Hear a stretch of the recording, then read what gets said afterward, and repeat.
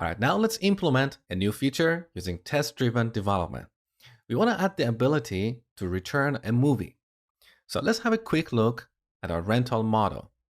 Our rental model has these 5 properties. We have customer, movie, date out, date returned, and rental fee.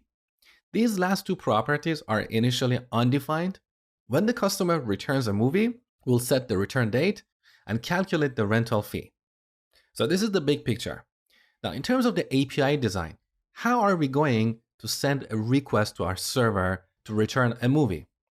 Well, one way is to go back to our rentals endpoint and add the ability to update a rental.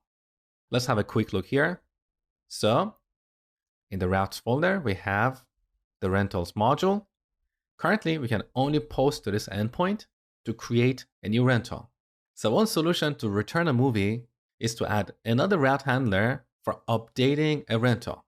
However, this is a bad approach. Let me explain why.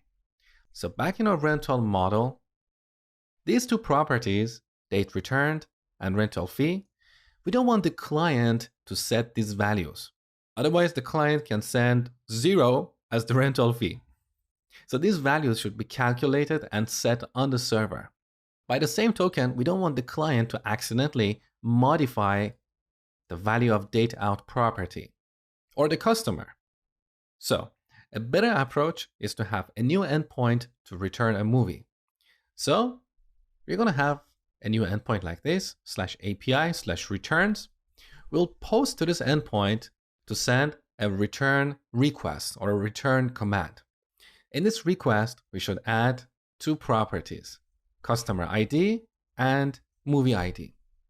Now on the server, we'll look up the rental. For this combination, we'll get a document like this. We'll set the return date to the current date time and also calculate the rental fee accordingly.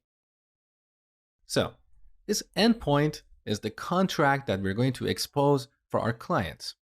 Now that we know what this contract looks like, we can start writing the test cases for how this contract should behave. And that's what we're going to look at next.